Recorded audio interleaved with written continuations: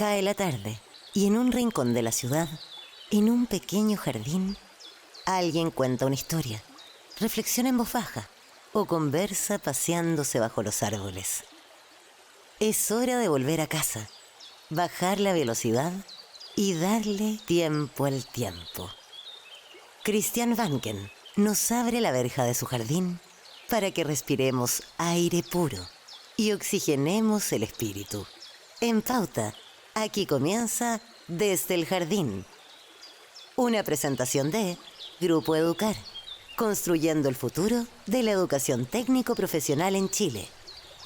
Lo esencial de toda exploración será volver al propio jardín y ver las cosas por primera vez, decía el poeta T.S. Eliot.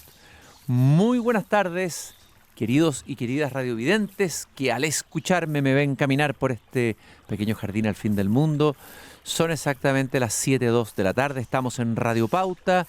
Soy Christian Vanken, el jardinero de este jardín. Saludo especialmente a los radiovidentes. ¿Por qué radiovidentes? Porque cuando nos escuchan, nos ven. Y se imaginan este jardín, por decir algo. Saludo a los del norte, a los antofagastinos. También saludo a los radiovidentes de la región metropolitana, Santiago y sus alrededores, los de la quinta región, con ese mar maravilloso que tienen ahí enfrente, ese mar abierto, que llama siempre la libertad. Cuánto extraño el mar, cuánto echo de menos el mar. Y también a los radiovidentes sureños, a los que nos escuchan y nos ven en Temuco. Y ahí nostalgia de la selva fría, nostalgia de los lagos, nostalgia de los volcanes, etc. Son nostalgias que vienen a esta hora de la tarde cuando camino melancólicamente por el jardín. Son las 7:03 de la tarde. ¿Y cómo está el mundo allá afuera? Bueno, el mundo está convulsionado, lo sabemos hace tiempo. ¿Cuándo no lo ha estado? Pero está más convulsionado que nunca. Incertidumbre es la que enfrentamos hoy día. Cada cierto tiempo, desde la paz de este jardín, hay que acercarse y conocer más qué es lo que pasa en otros jardines cerca nuestro. Y uno de los jardines de los que se ha hablado bastante, pero en relación a un hombre más que a un país, es la República de El Salvador, una de las repúblicas hermanas de nuestra Latinoamérica, de Centroamérica, la República de El Salvador. Cuando yo hablo de la República de El Salvador, ¿cuál es el nombre que inmediatamente aparece en el imaginario de todos ustedes? La de Bukele. Está en todas las encuestas, no solamente en Chile, donde aparece con un grado de aprobación impresionante, sino que también en el resto de Latinoamérica e incluso en el mundo, en España y en otros lugares. Bueno, vamos a hablar hoy día de aspectos desconocidos que no conocemos de la realidad salvadoreña, de su realidad política, de quién es efectivamente Bukele.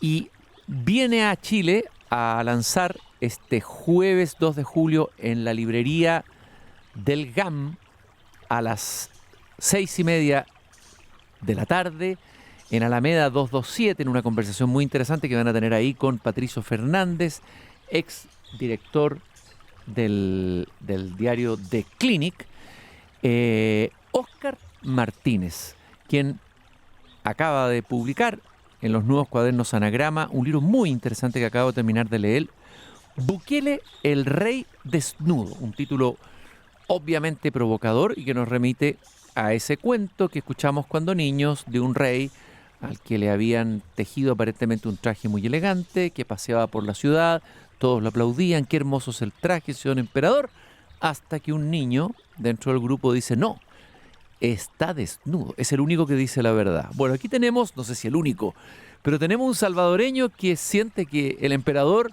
no está con un traje magnífico, que en realidad el emperador, Bukele en este caso, es un rey desnudo y se pasea desnudo por El Salvador.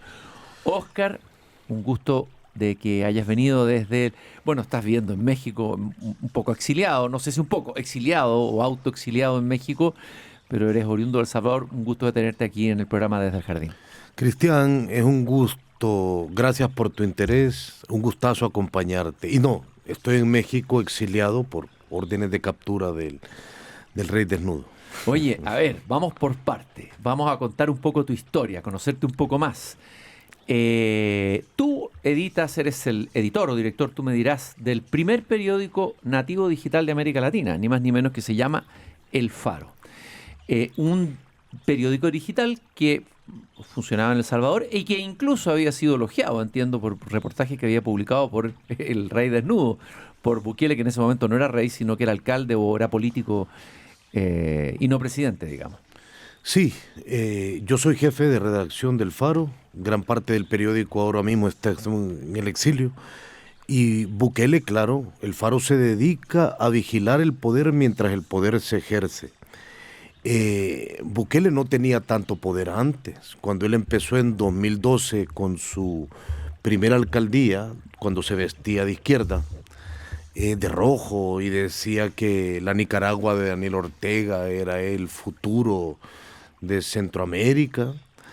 Bukele no tenía mucho poder. Él era alcalde de un municipio muy pequeño que se llamaba Nuevo Cuscatlán y donde de una forma muy metafórica él vive aún en una residencial privada que se llama Los Sueños.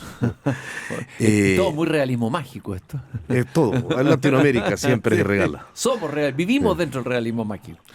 Pero no, entonces nosotros empezamos a cubrir cuando Bukele se separa de la izquierda porque quería ser candidato presidencial y la izquierda no se lo permitía. Lo dejó llegar hasta el alcalde de la capital. Entonces, Bukele elogiaba los reportajes que nosotros hacíamos sobre la corrupción de la izquierda. Cuando él llegó al poder y empezó a construir su ruta al poder absoluto, ya no le gustó que vigiláramos el poder. Oye, Óscar, pero antes de eso, porque probablemente hay muchos auditores, yo les digo radiovidentes porque cuando nos escuchan nos ven, por eso les digo radiovidentes, no auditores, no conocen bien la historia de El Salvador, o la conocen poco, pero sería bueno saber de dónde venimos. Sabemos que hubo una guerra civil brutal que partió el país en dos, sabemos algo de presidentes de izquierda, de una guerrilla, etcétera.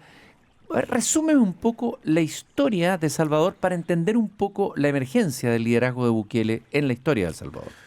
Mira, El Salvador es un país que siempre buscó paz, pero lo buscó de las peores formas. Primero tuvimos una guerra civil de 12 años, entre 1980 y 1992, donde nos matamos de una forma salvaje, donde una guerrilla se conformó para combatir a una represión militar y estatal de derecha que fue brutal, que superó niveles de crueldad como los que ustedes llegaron a tener aquí. Cuando se firman los acuerdos de paz en 1992, porque los dos bandos se dan cuenta de que ninguno de los dos puede ganar militarmente, se hacen unos acuerdos políticos, cómo convertir a la izquierda en un partido político, cómo meter a los soldados a los cuarteles, pero no fueron acuerdos económicos ni sociales. Entonces aprendimos una de las peores lecciones. Vos podés decretar el fin de una guerra, pero no podés decretar el inicio de una paz. Esa se construye. Y El Salvador tuvo una paz muy violenta. Tuvimos una paz radicalmente violenta. Y después de eso, cuando muchos jóvenes, principalmente jóvenes, habían huido de la guerra buscando encontrar paz en el sur de California, y se encontraron con un ecosistema de 64 pandillas, asiáticas, supremacistas arias, negras, latinas, y ninguna los dejó pertenecer, crearon su propia organización como una reacción alérgica, la Mara Salvatrucha. Estados Unidos, cuando nosotros firmábamos la paz, identificó a esa pandilla como una pandilla peligrosa en California, nos hizo una de las peores inyecciones. 4.000 pandilleros deportados de las calles de California a un país que estaba en ruinas. ¿En qué año fue eso aproximadamente? Entre 1989 y 1994. Oye, Óscar, hablabas tú de un Bukele de izquierda, algo que hoy día es apoyado por sectores de derecha, extrema derecha, incluso en Latinoamérica, incluso también en Chile, parece como un referente, ¿no? Pero pocos saben que Bukele militó en la izquierda. Y ahí empezamos a conocer un poco más al personaje. A ver, las raíces políticas de Bukele, su historia política. Su padre fundó empresas de publicidad. Bukele nació en cuna de oro, ha sido rico desde que es niño. Y su padre tenía empresas de publicidad en las que Bukele empezó a trabajar desde que tenía 18 años, que básicamente le hacían las campañas publicitarias a la exguerrilla salvadoreña, al Frente Farabundo Martí para la Liberación Nacional. Bukele empezó como alcalde de ese pequeño municipio vistiendo de rojo, cuando, por ejemplo, tuiteaba, en aquel momento se llamaba Twitter, y tuiteaba en cada aniversario de muerte del Che Guevara aquella frase de si retrocedo no sé qué, si avanzo dispárenme, si no háganme no sé qué cosa. Bukele se vendía como un hombre que, repito, decía que la dictadura de Daniel Ortega en Nicaragua era el modelo centroamericano económico. Oíme eso, económico, ni siquiera el modelo social o de justicia, económico. Y Bukele de repente, cuando logra llegar a la alcaldía de la capital, lo ocupa como un trampolín. Pero los excomandantes de la guerrilla comunista no le iban a conceder la presidencia. Cuando Bukele, muy joven, a eso de sus 37 años, se entera de que no le iban a dar la presidencia, empieza a cuestionar por dentro. Y ya está muy sabido que a los comunistas no les gusta que el interior cuestione. Ya, y entonces ahí empieza su camino, su vía propia, ¿no es cierto?, de construir una especie de discurso, de relato. Tú lo retratas a él más como un publicista que como un político. O sea, que pareciera que en quinta esencia Bukele es sobre todo un gran publicista, más que un gran político. Mira, Bukele es alguien que no tiene un proyecto ideológico. Bukele tiene un proyecto mesiánico. La lógica de su proyecto es él en poder, pase lo que pase. Si tiene que venderse como un neopentecostal evangélico, lo va a hacer.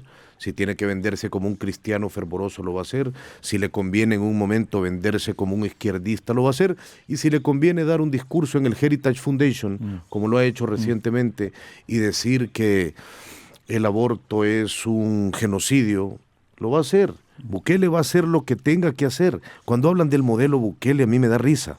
Porque un modelo es un arquetipo de reglas que se siguen. Y Bukele es un hombre, yo suelo repetir esta frase, así como le dijo en un momento Octavio Paz a Carlos Monsiváis, sin que yo piense que Monsiváis era así, le dijo: usted es un señor que más que ideas tiene ocurrencias. Sí me acuerdo de esa frase. ¿Te acordás? En aquel intercambio epistolar que tuvieron en los medios mexicanos. Bukele es un hombre que más que ideas tiene ocurrencias, y de repente se le ocurre el Bitcoin, pero si fracasa le pide un préstamo al Fondo Monetario Internacional, y de repente pacta con pandillas durante 8 años, pero si fracasa decreta un régimen de excepción que acaba con las pandillas, etcétera, etcétera. Ahora, tiene ocurrencia, pero también hay que reconocerle que conectó con el miedo y los dolores de una parte importante de la población salvadoreña, como lo han hecho y lo hacen generalmente los líderes populistas, como lo hizo Trump con una parte de Estados Unidos que sentía que había empobrecido, que había perdido la gloria de Estados Unidos. Él logra conectar con esa población, y por eso llegó donde llega. Un personaje de la farándula. Donald Trump es un personaje de la farándula, así como este es un publicista. O sea, Bukele tuvo la capacidad de conectar con el dolor tal vez del pueblo salvadoreño, que no fue capaz la élite política que existía hasta entonces, izquierda y derecha, con ese dolor y darle una deriva o un horizonte. No, Bukele fue muy eficiente en hacer eso. Es decir, mira, nosotros fuimos la cola de la Guerra Fría, el último conflicto del mundo, que fue apoyado por la ex Unión Soviética, la izquierda. Que apoyó la guerrilla. Que apoyó la guerrilla, y Estados Unidos, que enviaba secretamente, no secretamente, al final públicamente, millones de dólares a un ejército asesino. Se dirimió ahí el temor de que el comunismo subiera desde Nicaragua hacia Centroamérica del Norte y México y conquistar Estados Unidos. Y después de eso, en La Paz, probamos a la derecha y se robaron hasta el agua de los floreros. Probamos a la izquierda y se robaron hasta el agua de los otros floreros. Bukele logró entender el momento donde esa ruptura ocurrió, donde la gente ya no quería que le hablaran de izquierda o de derecha, ya no le importaban aquellos signos de la Guerra Fría, le importaban otras cosas. Bukele fue muy inteligente en leer eso y se vendió como un outsider, y la gente se lo compró porque lo hizo con mucha eficiencia. Bukele es un gran influencer y su tema es el mismo. Te voy a poner un ejemplo. Muchas de las personas que nos están escuchando ahora mismo habrán oído hablar de la cárcel del Secot. Sí, claro. En El Salvador hay 22 cárceles. Pero se habla de esa cárcel. Esa es la que Bukele quiere que ustedes vean. Esa fue la cárcel que visitó el presidente Kast antes de asumir su mandato, con los que iban a ser sus ministros. Que está llena de esos hombres que tienen una plástica como si fueran malos de Marvel y que tienen la cara tatuada. Las pandillas prohibieron tatuarse la cara en 2005. Porque es muy estúpido ser un criminal y tatuarte la cara. Entonces, ¿quiénes son esos que están tatuados ahí? Gente que ya estaba presa. La gran mayoría ya estaban presos. Bukele los reunió en una cárcel para que ustedes los vean. O sea, a ver, entonces, eso es una farsa, es una mentira, es una ficción esa cárcel. No digo que esos no sean criminales, esa gente era despiadada, mataron, pero la gran mayoría ya estaba presa. Eso es un montaje político. Bukele quiere que ustedes piensen que los 97,000 presos capturados desde 2022 se ven así. Bukele quiere que el mundo piense que 2 de cada 100 salvadoreños, que esa es la tasa, no la tasa, es el número real de presos que tenemos. Altísima, impresionante. Es la más alta del mundo. Es la más alta del mundo, de todas maneras. Duplicamos la de Cuba, que es la que nos sigue. Bukele quiere que el mundo simplifique, porque a estos hombres autoritarios los grises no les van. Malos, buenos, ciudadanos, no ciudadanos, honestos, criminales. Y dividen el mundo en 2, porque así es más fácil darle fuego a un saco. A ver, veamos. Entonces está esta cárcel que es la famosa, la que se muestra, la ejemplar, y que muchos dicen hay que replicarla, incluso aquí en Chile, muchos han dicho eso. Pero están estas otras cárceles. ¿Qué ocurre en las otras cárceles? Porque tú, me imagino que eso lo han investigado y lo han investigado en el Faro. Mira, en las otras cárceles lo que ocurre es unas cosas que pensábamos que no íbamos a volver a ver desde los años 70, 80. La tortura es sistemática. No lo decimos solo nosotros, lo han dicho organizaciones internacionales como Human Rights Watch. Han salido más de 537 cadáveres que una organización como Socorro Jurídico Humanitaria ha podido documentar gracias a los parientes, muchos de ellos con señales de tortura. Pero además todas las autopsias del régimen autoritario escriben 2 palabras de causa de muerte: edema pulmonar. Edema pulmonar es como que te hubieras muerto porque dejaste de vivir. Es una explicación tan vaga como esa. Un edema pulmonar, que es el asfixiamiento de los pulmones por líquido, por sangre normalmente, puede ocurrir por un golpe, puede ocurrir por varios golpes. Todos los forenses, por una golpiza, que es con lo que lo reciben en las cárceles, a gente que no han ni siquiera visto a un juez.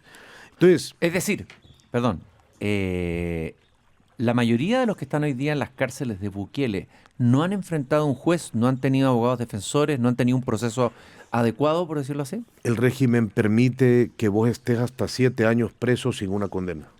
Y por lo tanto, entre esos, ¿cuántos son los que están en las cárceles en total? ¿Viste la cifra? Capturados, según información del régimen, capturados desde 2022, 97,000 salvadoreños. ¿Y cuántos de esos podrían ser inocentes? Yo creo que la mitad. La mitad por lo menos, o sea, la mayoría. No me parece descabellado pensar que la mitad. Entonces la pregunta es, ¿ya no hay pandillas? Sí, Bukele se les acabó con el régimen, hizo pesca con dinamita. Entonces, si vos sos una persona que era extorsionada por las pandillas y ya no tenés pandillas afuera, entiendo que estés feliz. Pero ¿y si se llevaron a tu hijo que no era pandillero, está feliz? ¿Qué bala de la ruleta te tocó?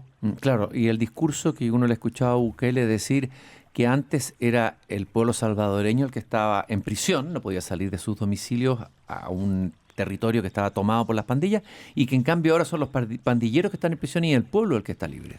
Sí, a Trump le dijo aquella frase de: yo quiero pensar que he encarcelado a cientos para liberar a millones.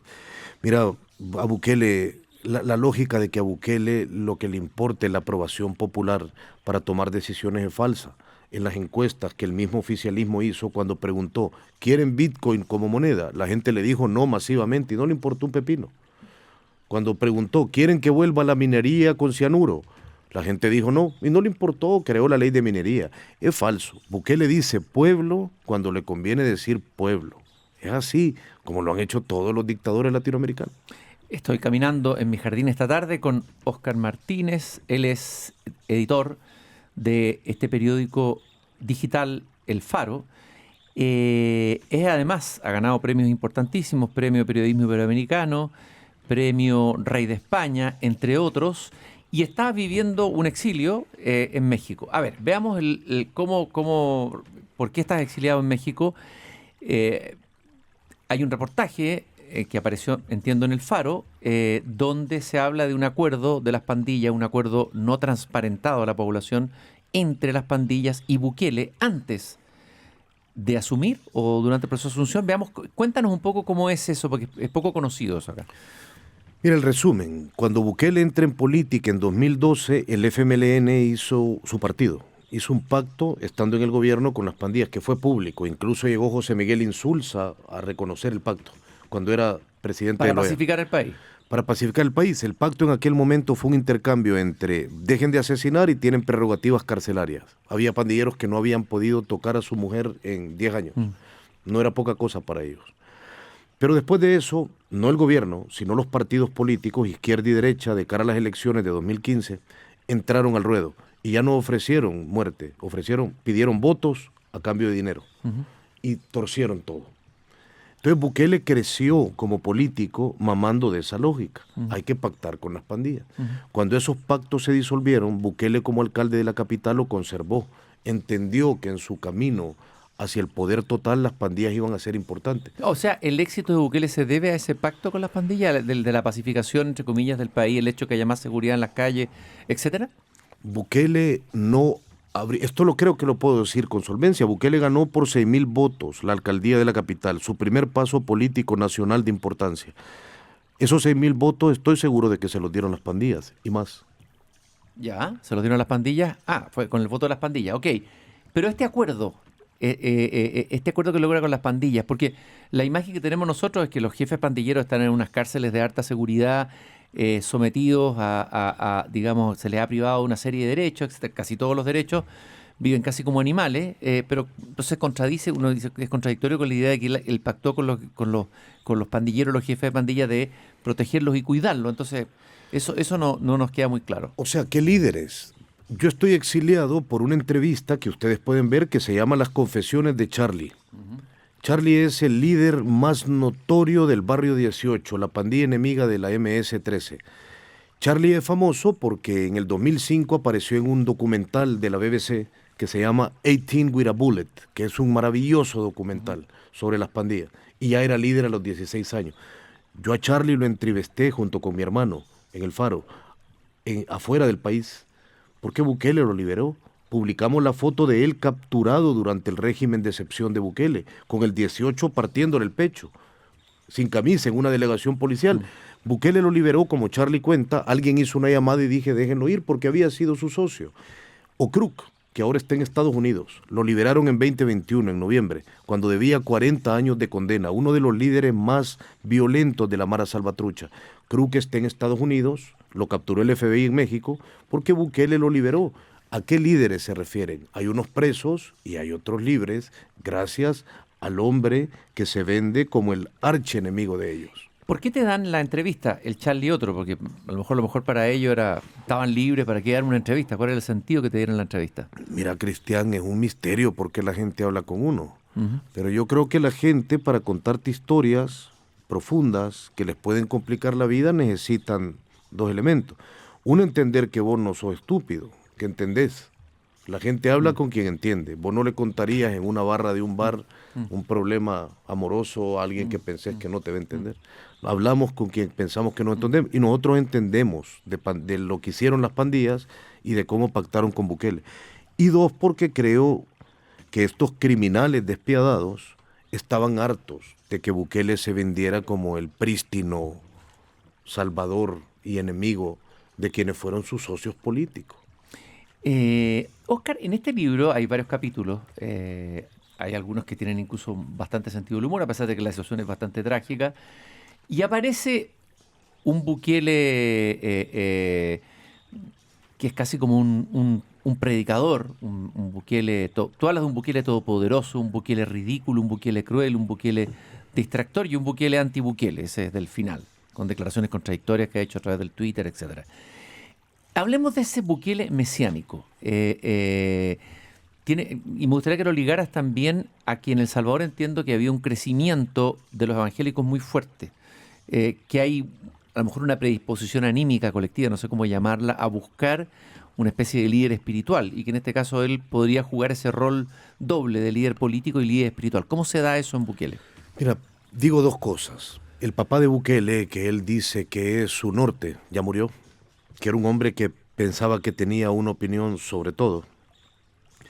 Fue el fundador de la primera mezquita en El Salvador. Bukele aparece en algunos cultos en la mezquita hace unos años. Y luego Bukele se vende como un cristiano, luego como un evangélico. Bukele se va a vender como lo que se tenga que vender, porque él no tiene un proyecto ideológico, sino mesiánico. Ahora, el uso de Dios en el sincretismo de su construcción es muy importante. Hay una escena que ustedes la pueden buscar en YouTube si quieren, cuando Bukele no controlaba la Asamblea Legislativa, antes de 2021, se toma la Asamblea con soldados, con camarógrafos que lo filmaban, y faltaba el último elemento, Dios. Convoca a una masa de gente y les dice, voy a hablar con Dios, a ver si debo disolver el primer órgano del Estado. Se sienta, véanlo ustedes en internet, y hace como que llora que el peor capítulo de la Rosa de Guadalupe, porque no le salen las lágrimas, le medio tiemblan las manos, él habla, mira hacia arriba, luego sale y dice, Dios me ha dicho paciencia. Por suerte Dios estaba de humor, porque si no hubiéramos tenido un golpe legislativo. Ahora, Bukele, ¿qué es lo que consolidó ese día? Él se vende como el interlocutor de Dios en la tierra.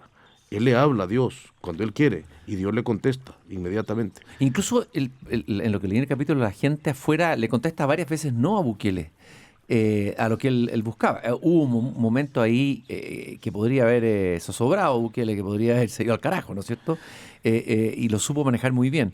Eso no se repitió. Nunca he vuelto a escuchar a los salvadoreños decirle no a Dios y a Bukele.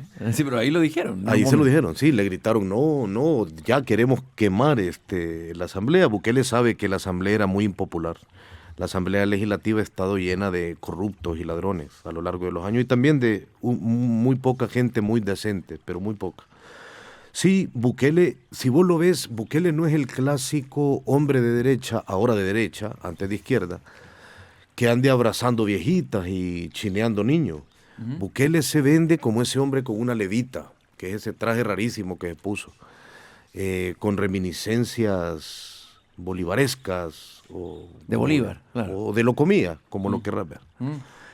Pero Bukele se vende, sale arriba del palacio y en su entronación en el 2024 deja de prometer y empieza a exigir. Y como si fuera un pastor neopentecostal, le dice a la gente, levante la mano. Y le dice, repitan conmigo, juramos. Y ahí empieza a decir aquella letanía, no escuchar nunca a los enemigos del pueblo. Juramos seguir al pie de la letra, sin quejarnos. Aquello era dejar de prometer, que es lo que los políticos hacen en diferentes medidas siempre, y empezar a exigirle a la plaza, prométanme. Y la plaza lo hizo. La plaza lo hizo. Y Bukele tenía un aliado, una especie de socio, no conocía tanto al personaje, Mason, como que se escribe así, como M-U-Y-S, bueno, etcétera. Ese personaje, que era como un amigo casi íntimo de Bukele, termina asesinado en las cárceles de Bukele, de la manera más atroz, entregado su cadáver a su madre. Y eso ahí ya nos muestra hasta dónde puede llegar Bukele cuando quiere hacer venganza o quiere castigar a alguien que se le pone en el camino. ¿Por qué elimina a ese socio y de esa manera? Alejandro Mason, que era un hombre muy descabellado, un hombre que se hizo famoso allá por el 2013 porque le robaron el celular a un ciudadano que lo subió a redes y él agarró un fusil y fue al centro a decir que iba a recuperar el celular. Era un hombre era un animal del panorama violento de El Salvador. Bukele lo convirtió en su asesor presidencial de seguridad y cuando Bukele pensó que Mason estaba filtrando información a reporteros, lo mandó a capturar. Y en 6 meses de prisión clandestina, cuando ya no podía, hacía meses, ni hablar, ni digerir, ni pararse, cuando ya alucinaba, le devolvieron un cuerpo a su madre, cocido como si fuera un balón de los años 30. Qué brutal, qué brutal. ¿No has tenido temor de que un personaje, un Bukele así, tal como tú lo describes, que es capaz de eliminar a quien fuera su amigo íntimo de esa manera, pueda de alguna manera atacarlo a usted? O sea, no están en riesgo ustedes como periodistas, están muy cerca además, en un país que también es difícil, donde también hay violencia, donde también me imagino que no debe ser fácil. Mira, te lo respondo de esta forma. Yo no creo que Bukele haya dejado de intentar hacernos daño. Lo va a seguir intentando. Nosotros vamos a seguir intentando sobrevivir a esta intención y el tiempo dirá quién lo logra mejor. Estoy caminando y conversando en el jardín con Óscar Martínez, editor de El Faro, periódico digital. Óscar Martínez vive actualmente en el exilio en México. Él es salvadoreño, acaba de publicar un libro, Bukele, el rey desnudo, editado por los Nuevos Cuadernos Anagrama, y estará el jueves 2 de julio en la librería del GAM, en Alameda 227, en una conversación con Patricio Fernández a las 18:30 horas. Vamos a ir a una breve pausa y seguimos caminando en el jardín con Óscar Martínez. Ya estamos de regreso con Cristian Barken directamente desde el jardín en Radio Pauta 100.5. Son las 19:35, 19:36 en realidad de la tarde, eso es lo que dice Cronos. Soy Cristian Barken, el jardinero de este jardín. Seguimos caminando y conversando en una conversación muy interesante, pero que está parada sobre mucho dolor, mucho sufrimiento, el sufrimiento de un pueblo que ha vivido una historia de violencia, una guerra civil, que la describió muy bien Óscar Martínez, el autor del libro Bukele, el rey desnudo, y que hoy día está viviendo una situación, a ver, ¿cómo podríamos llamarla a partir de lo que tú describes, Óscar? Este es un presidente que tiene un nivel de popularidad altísimo, quizás como ningún presidente en Latinoamérica y tal vez en el mundo, pero que no solamente tiene un alto nivel de popularidad en su país, porque uno podría decir, la gente había sufrido el crimen organizado en su vida cotidiana, y ve esto como alguien que por fin, no como los políticos tradicionales, responde y le da un horizonte de salida, una salida a la gente, sobre todo humilde, que es la que más sufre la violencia. Le ha entregado este pueblo su libertad a cambio del supuesto orden o la supuesta seguridad, ¿no? Alguien hablaba de el pan a cambio de la libertad. Aquí es, no sé si el pan, porque no sé cómo es la situación de pobreza en El Salvador, me imagino que siguen las cifras, no creo que Bukele haya transformado a El Salvador en un país con menos pobreza, eso me lo dirás tú, pero sobre todo es la entrega de la libertad a cambio del orden.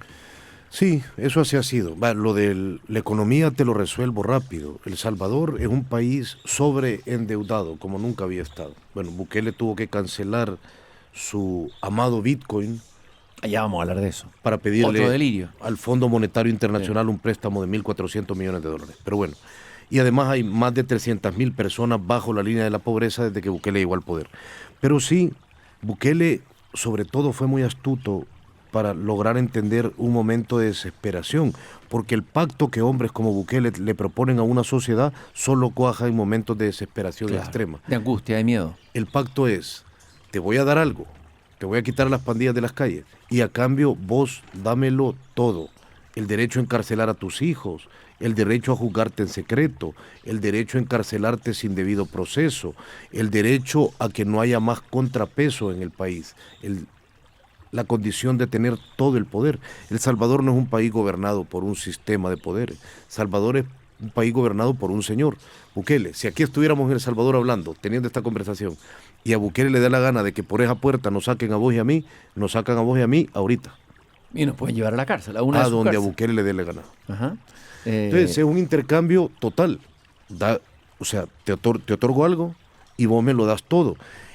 Y es un intercambio bien pueril o bien mínimo, porque no es acaso la obligación de los políticos darnos cosas, conseguirnos cosas. ¿Por qué si nos consiguen algo les tenemos que dar todo? ¿Por qué si nos dan una migaja les tenemos que limpiar la mesa y volvérselas a servir?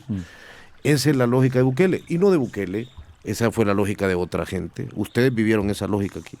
Ahora, lo que no se le puede negar es que ha sido extremadamente eficaz, porque uno ha visto líderes delirantes, pero aquí ha sido eficaz, por lo menos en transmitir la imagen, en mantener la adhesión de su pueblo, y eficaz en venderse hacia afuera.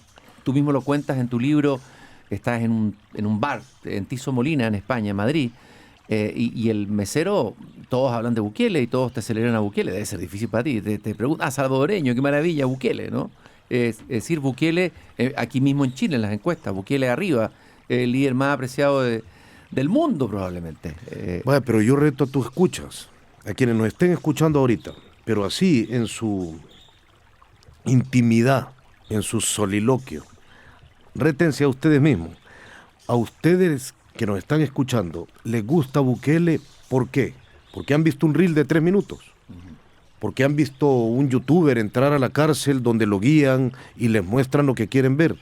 Porque han visto visto un discurso de Bukele. ¿Lo quieren porque han visto lo que él quiere que vean o lo quieren porque de verdad han estudiado lo que pasa en el país? Cuestiónense a ustedes mismos y respóndanse ahora mismo por qué les gusta Bukele. Y van a encontrar, creo, me arriesgo, les pido disculpas, sino que en su gran mayoría lo quieren con ignorancia. Y si quieren informarse más, lean este libro, Bukele, El Rey Desnudo, de Óscar Martínez. Vayan también a elfaro.net, ¿no es así? Donde donde funciona el diario digital. Para que tengamos una dimensión de lo que ocurre en El Salvador hoy día en términos de las instituciones, Bukele controla la Fiscalía, la Corte Suprema, el Tribunal Electoral, la Policía, el Ejército, y puedo seguir enumerando. Tiene un control total. El Tribunal Supremo Electoral. Es un control total, ¿no es así? No hay más contrapesos. O sea, no existe. Bukele tiene por delante los obstáculos que con precariedad, desde el exilio, alguna gente valiente que sigue en el país, le presentamos la prensa independiente y la sociedad civil organizada que no está presa, muerta o exiliada. Por lo demás, no hay más contrapesos. Bukele tiene vía libre. ¿Tú cómo lo llamarías? ¿Es un dictador, un autócrata? ¿Es un régimen totalitario? ¿Es una autocracia? ¿Es una dictadura? Bueno, hay tantas denominaciones, ¿no es cierto? Mira, El Salvador es dos cosas para mí. Es una dictadura. Es un lugar donde una sola persona y un régimen familiar, porque él lo comparte con su familia, tienen todo el poder del Estado, donde ya ni la Constitución está por encima de él, donde él puede, y esto lo digo literalmente, no es una figura, puede reformar la Constitución en media hora. Entonces la Constitución ya no es Constitución, eso es un diario. ¿Cómo lo hace eso en media hora? Porque Bukele, cuando tuvo la Asamblea Legislativa, la ocupó para reformar la forma en la que se reforma la Constitución. Antes vos necesitabas 2 periodos legislativos, una Constitución, una Asamblea reformaba y la otra ratificaba. Bukele dijo, no, que lo pueda hacer esta que yo controlo. La misma reforma y ratifica. Eso ocurre en media hora. Ya ocurrió alguna vez en media hora. O sea, Bukele puede reescribir la Constitución como si fuera su diario privado. Entonces ya no es una Constitución. Pero además, no solo es una dictadura, es una cleptocracia. Bukele se ha enriquecido y las pruebas que el periodismo ha ofrecido son contundentes. El periodismo nacional, no solo El Faro, el periodismo nacional ha demostrado cómo las tierras de la familia Bukele han aumentado en un 90% desde que llegó al poder. Ha demostrado cómo empresas de la familia Bukele, que cuando Bukele entró a la presidencia en 2019 tenían apenas un par de 10 miles de dólares en capital, ahora tienen millones, se han otorgado contratos, han eliminado la ley de probidad que implicaba que vos tenías que licitar, y ahora las megaobras, por considerarse de urgencia, se otorgan a dedo y se las otorgan a empresas vinculadas a ellos mismos. Se están saqueando ese país, entendiendo que nadie los vigila. Pero la prensa sí lo hace, seguimos cumpliendo el papel. Tú dices la prensa, pero ¿hay prensa libre actualmente operante en El Salvador todavía?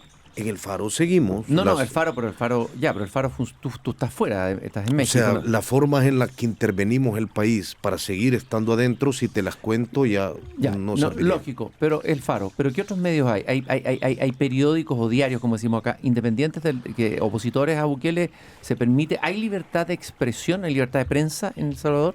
Bueno, habemos 57 periodistas en el exilio, según la Asociación de Periodistas de El Salvador. Eso ya, todos los índices de libertad de expresión nos han hecho descender decenas de puestos desde que Bukele llegó al poder, en un país que ya era violento con la prensa. Pero todavía quedan colegas valientes adentro, que no se han salido, que piensan, que creen, que todavía tienen unos centímetros, y yo les deseo desde lo más profundo de mi alma que calculen bien y no acaben muertos o presos en una cárcel de la que no se ¿Hay sale. periodistas muertos o que han terminado presos? Hay periodistas que han estado presos y hay muchos periodistas que han tenido órdenes de captura, que han tenido que salir del país ante las visitas constantes de la policía a sus casas. Sí. Tú defines la relación del pueblo salvadoreño con su líder de amor con miedo. Es decir, tiene un apoyo de un 80%, lo dijimos antes. Pero es interesante porque me parece en algunas encuestas, no sé cuál es la que citas tú, que hay un 60% que tiene un temor. en relación a Bukele. A ver, explícanos esa relación de amor con miedo. O sea, las encuestas de las más creíbles que hay en el país es la de la Universidad Centroamericana José Simeón Cañas, que es la jesuita, que ha sido muy crítica con Bukele. Bukele ha perseguido a muchos de los sacerdotes que eran líderes, que son los herederos de los sacerdotes asesinados en 1989 en la UCA. En la encuesta decía que cerca del 80% comparte que Bukele va por el buen camino, pero cuando les preguntan, hay una pregunta muy concreta: ¿usted cree que si critica al gobierno puede sufrir alguna consecuencia? Más del 60% dice sí. O sea, eso es como que si dijeras, ¿te cae bien tu papá? Mucho. ¿Pensás que si hablas mal de tu papá te puede pegar? Sí. Entonces decime vos si eso no es amor con miedo. Desde luego que sí. A ver, ya en la Asamblea Legislativa, así se llama ya, Cámara de Diputados acá, Asamblea Legislativa en El Salvador, sí, ahí donde ha entrado Bukele haciendo algunas de sus performances, ¿no?, más conocidas. ¿Hay todavía representantes genuinos de la oposición o todo es un tongo, como decimos acá? Quedan un par de diputadas valientes, sobre todo una, Claudia Ortiz, que es una diputada que continúa, que acaba de estar en el foro de Oslo levantando la voz, que es una mujer que tendrá que estar muy desgastada. Ahora, ella es valiente, ella levanta la voz, pero ella no tiene ninguna incidencia. Bukele tiene mayoría absoluta y todo lo que permite que continúen ostentando cargos es el maquillaje para hacernos creer que no estamos en un país con un partido hegemónico. Hay otros partiditos aliados de Bukele, la Democracia Cristiana, el PCN, que tienen un diputado que votan lo que Bukele les diga. Bukele es muy bueno para dejar los rasgos del maquillaje en el rostro de una democracia que hace mucho tiempo esconde una dictadura plena. Seguimos caminando en el jardín con Óscar Martínez, periodista salvadoreño, autor del libro Bukele, el rey desnudo, que se lanzará esta semana en Santiago de Chile. Y bueno, Óscar Martínez viene desarrollando una gira en distintos países de Latinoamérica, va a estar en Argentina, ha estado en República Dominicana, etcétera, también en España. A ver, vamos al tema de las cárceles, porque aquí se usa mucho que hay que replicar el modelo Bukele de las cárceles, ¿no es cierto? Vamos mirando bien qué está pasando hoy día en esa cárcel. Primero en esa cárcel, supuestamente cárcel modelo, cómo funciona de verdad. Bueno, por un lado lo que se ve es la eficacia de que las pandillas no están funcionando. Eso es cierto. Eso es cierto. Eso no es mentira, no es menor. No es menor para un pueblo, sobre todo los sectores más humildes. Entonces, es muy difícil empezar a cuestionar lo otro si aquello está solucionado, si la gente camina, supone, con seguridad por las calles, salvo si eres disidente de Bukele, lógicamente. No, es decir, ya te digo, hay miles de jóvenes capturados. Voy a poner un ejemplo, no un ejemplo, sino algo directo. Todos los documentos de captura inicial de las personas del régimen son secretos por ley. El régimen modificó aquello para que lo que se llaman requerimientos iniciales no puedan conocerse. Pero a nosotros no nos importa lo que el régimen diga. Conseguimos 639 expedientes. En muchos de ellos, en miles, la única razón de captura, decía, mostró nerviosismo. En otros solo venía escrito el documento único de identidad. Ni siquiera habían hecho un esfuerzo por escribir un argumento. Entonces la pregunta es, ¿las pandillas ya no te pueden hacer nada en El Salvador? No. ¿A tu hijo se lo puede llevar preso un soldado porque le cae mal?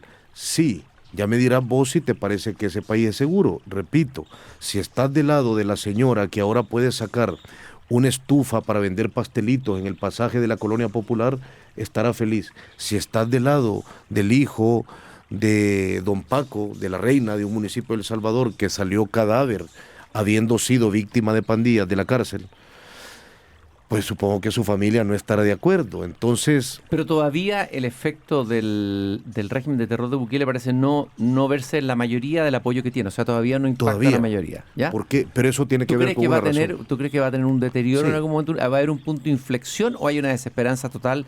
¿Cómo sale Bukele o cómo sale la sociedad salvadoreña de este impasse? Yo creo que va a continuar la popularidad durante un tiempo y que la va a durar todavía esa gasolina, porque El Salvador es un país con el tejido social roto. No padecemos en colectivo. Padece una persona en la casa 57C del pasaje, pero no en la 57B. porque la historia de El Salvador nos dividió. El miedo, primero la guerra, después de una paz muy violenta, después las pandillas que todo lo fragmentaban y después Bukele que quiere a una sociedad dividida, individualizada. Entonces la señora de la esquina de un pasaje de 100 metros que ya no ve las pandillas, no padece con la señora de la otra esquina, la que le arrestaron a su hijo injustamente cuando salía con sus herramientas de albañil a trabajar en la calle. Le va a durar todavía, pero es que Bukele, teniendo a 2 de cada 100 personas presas en el país, ha preparado el Estado para cuando eso deje de ocurrir. Bukele aumentó el presupuesto de los militares en un presupuesto nacional muy raquítico, le quitó 130 millones a educación y salud y se los aumentó al ejército en un país que ya no tiene pandillas. Bukele está preparando el país para cuando la plaza deje de aplaudir, y cuando eso pase van a escuchar la verdadera represión, van a escuchar las botas militares. Eso va a pasar, no quisiera, y espero equivocarme, pero va a pasar. Ya lo hemos visto en Latinoamérica con regímenes de distintos signos, ¿no es cierto? Lo vimos en Venezuela, lo vimos en Nicaragua, etcétera. Correcto. Lamentablemente en la izquierda, ¿no es cierto? Llega a avergonzar, yo que fui militante de izquierda, al mirar esos regímenes, cómo llegaron a ser lo que son. No, lo vimos, yo creo que eso quienes hemos sido gente de base de izquierda debemos de quitarnos esa vergüenza. Lo hemos visto durante años con indolencia en Cuba. Sí, con indolencia. Y lo hemos soportado. Hemos sido indolentes. Ha habido una parte de la izquierda latinoamericana. Es indolente, de no tener la voz, o pensar que uno, porque ahora reconoce que Cuba es una dictadura, es una persona decente, es una bobería. Teníamos que haberlo reconocido hace décadas. Así como la derecha hoy día, embobada y hechizada por personas como Bukele, digamos, le perdona todo el resto y no se da cuenta del peligro que implica o puede implicar este modelo para la democracia. Pero no podemos dejar de hablar algo, todo esto es muy doloroso, yo lo sé, imagino, como debe dolerte tu país, Oscar, ¿no? Sí, pero fíjate que estoy haciendo un gran esfuerzo, mis colegas y yo, porque como lo he dicho en alguna entrevista, el odio no es un método periodístico. Entonces yo no puedo, el día que Bukele logre que por los padecimientos a los que nos sometió yo viole mi método periodístico y deje de contrastar y deje de buscar fuentes y deje de corroborar con varias fuentes un hecho y deje de obtener documentos, entonces logró romperme. No debe ser fácil. No es fácil. Es un trabajo, me imagino, todos los días como periodista, de esa ética, mantener esa ética, ¿no? Y sobre todo es un trabajo colectivo, porque en el periódico tenemos la ventaja, si se le puede llamar así, de no estar solos. Nos han echado a todos a la vez. Es decir, hemos padecido en colectivo. Supongo que padecer en soledad ha de ser insoportable. Bueno, lo que yo decía que no podemos de hablar, esto aparece en uno de los capítulos de esta utopía o sueño, delirio, Alejandría Bitcoin en El Salvador. Brevemente cuéntanos qué es eso y en qué terminó todo aquello. Bitcoin, como para quienes no sepan, es una moneda virtual con la que podés especular, invertís un poco y la dejás para que suba, baje, hasta que de repente suba y vos la reclamás y entonces lo que compraste por decirlo así, por $1 te hizo 30. Pero eso necesita que la gente pueda especular. Pero en El Salvador el 60% de la población tiene trabajos informales. Trabajan en la mañana, cenan en la noche. Si no, no. ¿Con qué van a especular? Bukele, desde su cuna de oro, pensó que el Bitcoin era el futuro del país. Y dijo que iba a construir una ciudad Bitcoin, que iba a ser una Alejandría. O sea, se estaba comparando con Alejandro Magno. Y dijo que él iba a hacer varias Alejandrías y subió a un famoso bitcoiner a decir que el cambio total de la humanidad, Samson Mow, empezaba en El Salvador. Y anunciaron al pie de un volcán una ciudad que iba a tener tren, aeropuerto, que iba a ser propulsada por la energía del corazón del volcán. Vayan a buscar esa ciudad,